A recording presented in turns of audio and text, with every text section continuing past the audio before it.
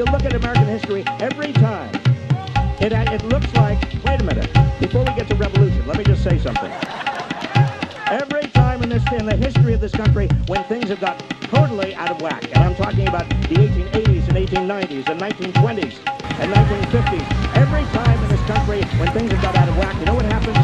People rise up. Today, October 1st, it's 2011, and I'm in LA at this thing called Occupy LA, and as far as I can tell, nothing's going on. It bores me. Today's the first day, and they're going to have some people spend the night in tents and sleeping bags, and maybe out of that commitment, it'll inspire other people to say, it's worthy of their time to come out because other people are committed. Probably tops 1,000 people here this morning. They did some marching, but everybody does that. The maids do that for their labor union rights. And what happens there, right? So it's, like I said, it's the first day of Occupy LA. Maybe in a couple days something will happen, but whatever. I'm just glad. I guess I'm glad people are coming out, but there's nothing happening here yet.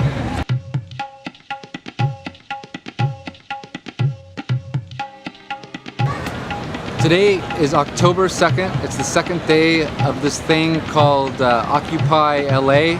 I'm in downtown Los Angeles. It's the end of the day, beginning of the night. There were some people that spent the night, and there's a lot of people this here. And I don't know. It's again kind of boring me and underwhelming me. It's it has all the elements that are good. People getting together, kind of defining what unity is, groupthink, that kind of thing, sharing information, whatever. But I hope it doesn't tear it. It may tear itself apart, but it's only the second day, and things are happening in New York, and we'll see how things come about here.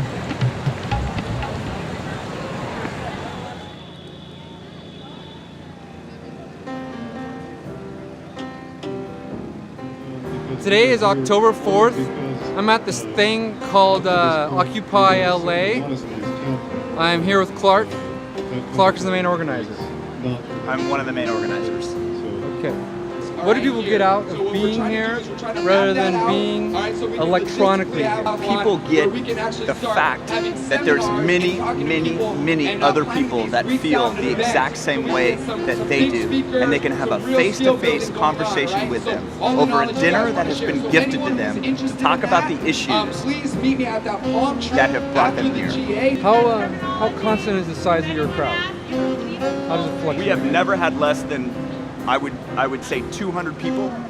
We have been flip-flopping back and forth from the sidewalks to the lawn 2 times a day. Is there an end to this that you foresee? The idea here is that this continues until our voices are finally taken into account.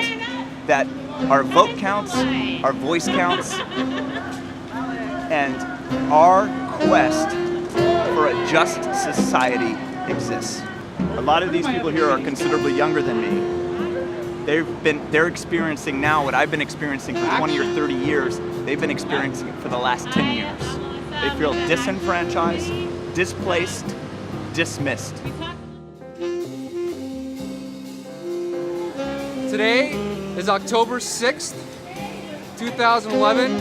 It is the 6th day of this thing called Occupy LA. It rained a lot today, and so you had to make adjustments on the camp itself. We worked together in a clear and coherent fashion to do what we needed to do to keep the entire media tent up and running, to keep the kitchen up and running, to keep all the other facilities up and running, and try to keep everyone dry. Was there a donation of tarps for the rain? There's been donations of everything at this point in time, including tarps, tents, generators, computers, cameras, PA systems, microphones, water, food, toiletry supplies. I just got a commitment out of a fellow for 2 computers, which we'll use as house computers in the media room, which we haven't had as of yet. He's bringing down additional speakers, PAs, mic cords, cables, and stuff that we've been lacking. I would say within the next few days, we're going to start rounding out our capacity to be broadcasting live continuously from the north yard of of City Hall, but in an effective, clear, and coherent fashion. How is your relationship with the city officials?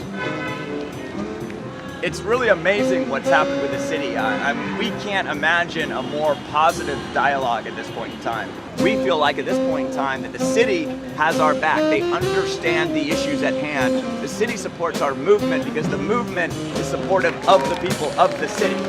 Occupy Wall Street, I believe, published or submitted a formal declaration of occupation to the city of New York. Yes. And that is, I'm assuming, an attempt to formalize their specific organization. Does that help also formalize the greater coalition? I think there's no doubt about it that there is going to be a message that, again, is cohesive throughout the Occupy movement in the United States. I think as these movements mature, we will continue to come together on what we are trying to accomplish and achieve and why we're trying to do that. As what's happening in San Francisco and Seattle with the police brutality and in New York City, as that message is broadcasted across the country, people will understand the importance of joining these movements before they're snuffed out. The sooner we can get more people engaged in this discussion, the more powerful we're going to be.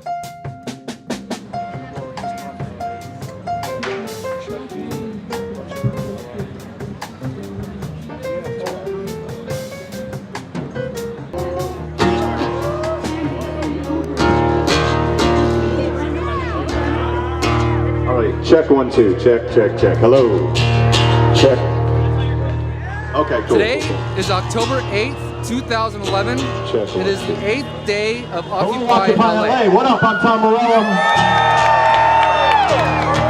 As I was walking up, a couple people came up and shook my hand and said, "Thank you so much for coming." I'm like, this is my damn city too, man. Of course, where else am I gonna be, right? Tooth and bone and wire and skin, scar, dirt and fire.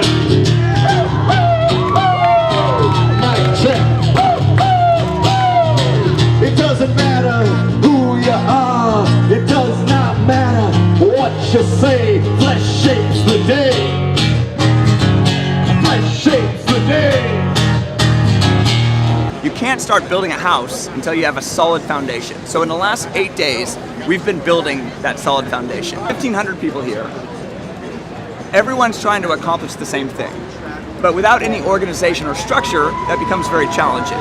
So what we've done, and this has been by a people's vote, is create committees which help manage the process, manage the information, manage the distribution of food, water, safety aspect of it, security aspect of it, first aid, and arts and crafts. Who came up with the idea of having committees? That's a very good question. It was almost spontaneous, because when we first started meeting in Pershing Square and we talked about forming an organization that was going to occupy City Hall, we needed some structure. As of this morning, for the very first time, we've been able to have a 24-hour live wire feed. We have been able to connect all of the committees together via a committee to help the information flow between the key figures of each committee. Ultimately, allow anybody who comes and joins this movement to find a place for them that they feel comfortable with. And you guys are going strong now? Today I think has been our best day, without a doubt. Everything is really starting to come together. You know, the conduit is open, the information is flowing, and the system seems to be working very well. Let me ask you one final question. Yes. What are the chances that Occupy LA is still going to be happening continuously until next Saturday? I would say with absolute clarity that you can see us here on Saturday. We have to not only march right here. We not only have to organize and occupy, but we also have to say to DC and that administration in DC that jobs plan, that job program is inadequate. It doesn't solve the problem. We have to stand up for not only who we are right now and where we are right now, but we have to stand up for for the future of our children and the future of the world. We have to stand up not only for the future of the world, we have to stand up for the precious Mother Earth that we stand on.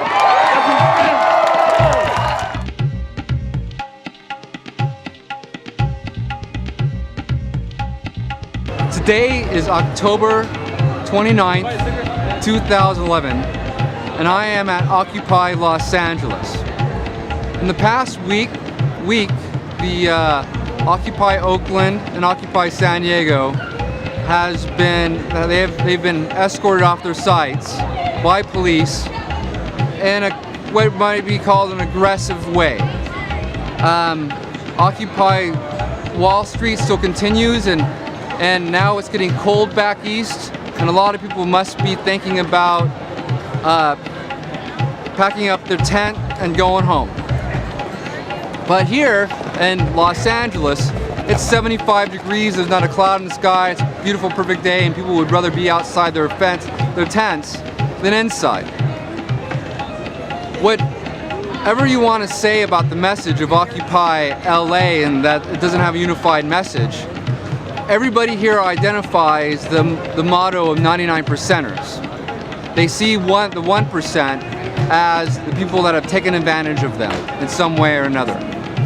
So the grass is dead. How long will city ordinance continue to be broken before they're met with either a fine or they're met with riot gear? Have told us that we can no longer have People's Assembly or General Assembly after 9 p.m. Well, anyway, my point is... Okay. Look, I'm on the floor here now. Regardless of whether that's true, okay, my point...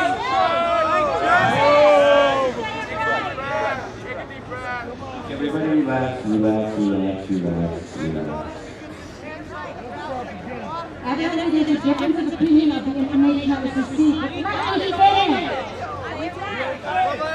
Let me finish, please. Look, it's not easy to facilitate a meeting, folks.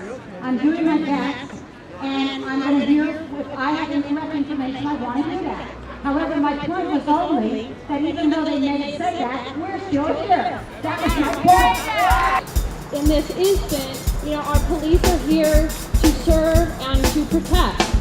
And these boxes are not harming anybody. So to me, this is a control mechanism. So are we just gonna bow down? This is an opportunity. This is a global movement, right? Where we're saying, look, we are free. We want to be free. We want to be democratic. We want to be able to make our choices. You want to be stupid. And so there's a way in which we need to say, what are we standing for? To me, it's the freedom to provide, to grow food. Are you kidding? This is something that, to me, this is a very important stand. And, if the police come in, great. It's a phenomenal opportunity to get some media coverage about something that's really, I believe is really important at the core of this movement. We won a battle over the Constitution, not over taxes. We won a battle over Reich, not rutabaga. It is that simple.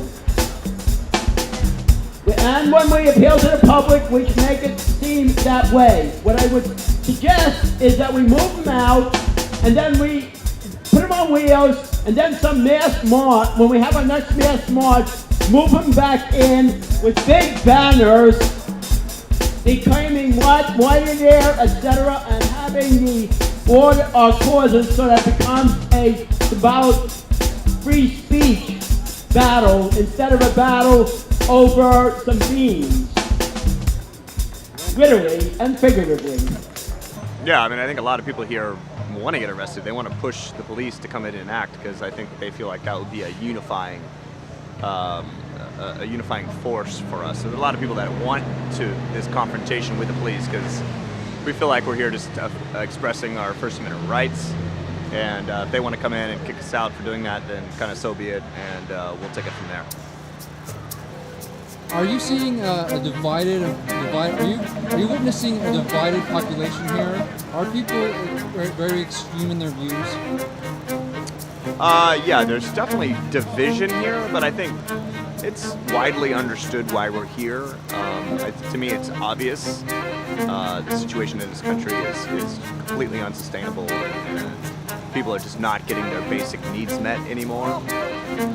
So I think people can definitely rally around that, but there's some internal division on how we handle the pressure from the police department, from City Hall, you know, how aggressive our tactics are in dealing with these issues. Why is there one message that should justify all of the movement? Humanitarian crisis, global humanitarian crisis, global economic crisis, global environmental crisis is why we're here. Are you naturally taking on issues that involve homeless people?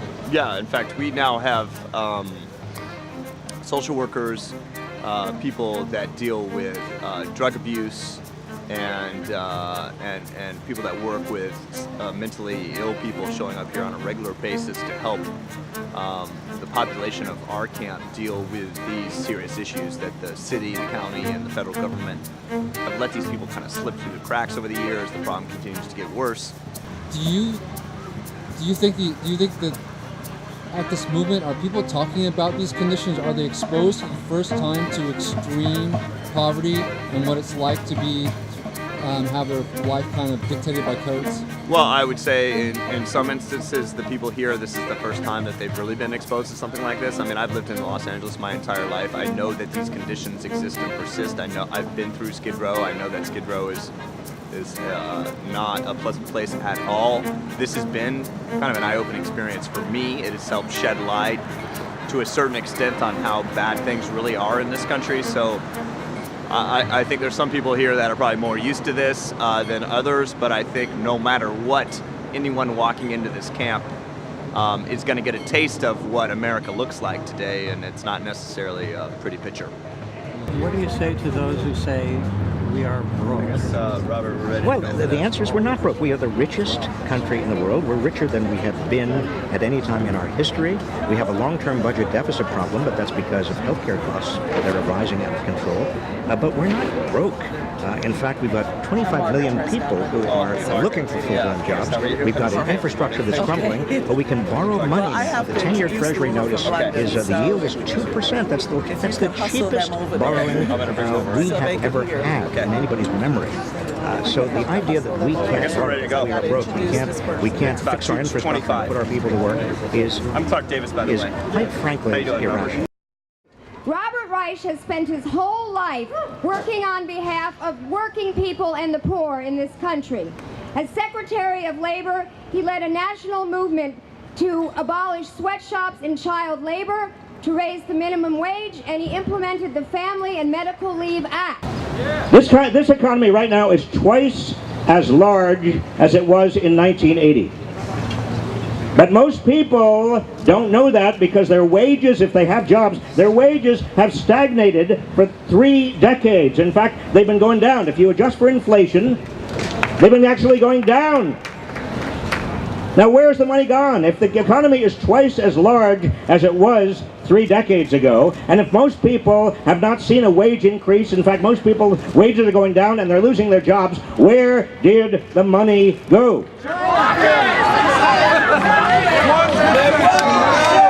It went to the top 1%. But it's not just the economy that suffers. It's also our democracy. We must take America back because it is too precious. Our democracy is too precious to allow it to fall in the hands of a few people. Now, I know some people say, oh, this Occupy movement, there are no demands. They haven't got their act together. They're not a political movement yet. But let me assure you, many of you have been, as I have been, involved in years past with the civil rights movement, the anti-Vietnam movement, many other movements in this country that at their beginning, in their first months or even in their first years, we weren't sure about exactly what the demands were going to be, but we are motivated by a moral vision. Right now, at a time in American history when we have the worst economy since the Great Depression, our social safety nets are in tatters. Only 40% of people who are unemployed qualify for unemployment insurance. Only 40%.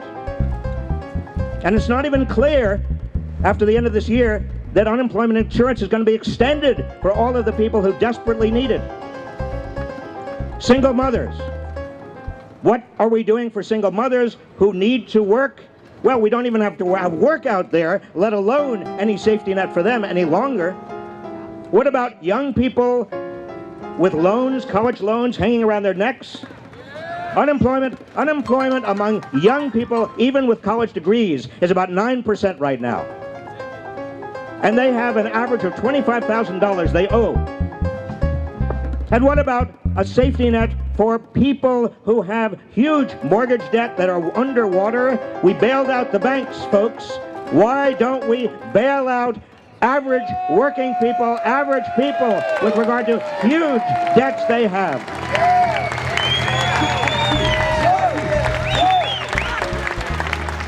In closing, let me just say this. Everything is going to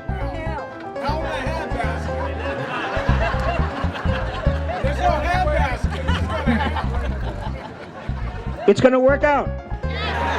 This country, wait a minute. This country, I mean, if you look at American history, every time it looks like, wait a minute, before we get to revolution, let me just say something.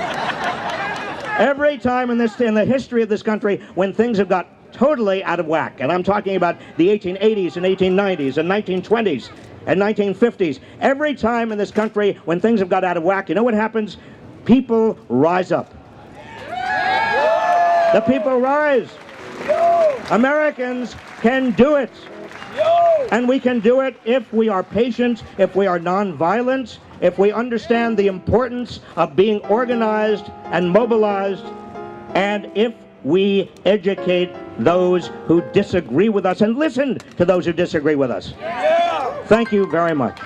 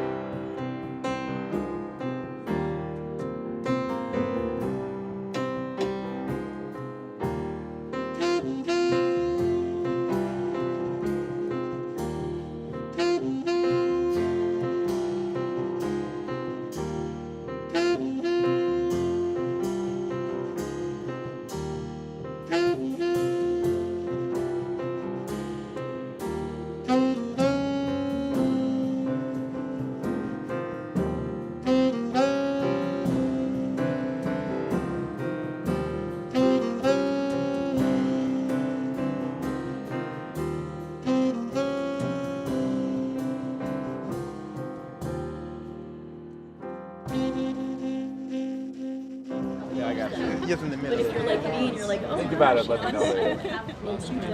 Hey, Mr. Maher, what's harder to fight, established religion or corporations? Same. I think we can. That's a good institution. I don't think religion will ever go away in my lifetime. We don't want corporations to go away. We just want to tame them and control them. Yeah, are they hard to fight? And we want to save them. They're not benevolent, as they would have you believe. They're supposed to be. Well, that's if you watch Secret Millionaire, right, they want to make you think that there's some sort of benevolent commerce and religion pinata that's going to rain jobs and gifts down on people. But the thing about a pinata is you have to hit it with a stick. That's right. So why is the sustainable? What are you most proud of that the occupation movement has been able to accomplish so far in the Getting people in the street, getting the agenda. People are now finally talking about jobs. I mean, up until this happened, the debate was all about spending and the debt ceiling and every other bullshit issue that the Republicans put on the table. And Obama took the bait.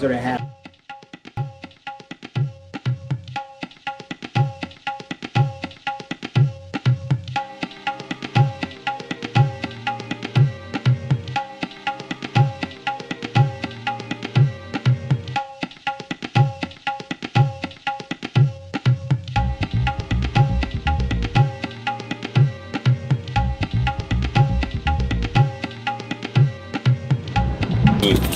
Hey, let's devise a plan and stick to it together. Keep your phone close to your fucking ear. If we lose contact, we need to be able to contact each other. Hey, if you don't see me, immediately contact me, okay? If we lose each other.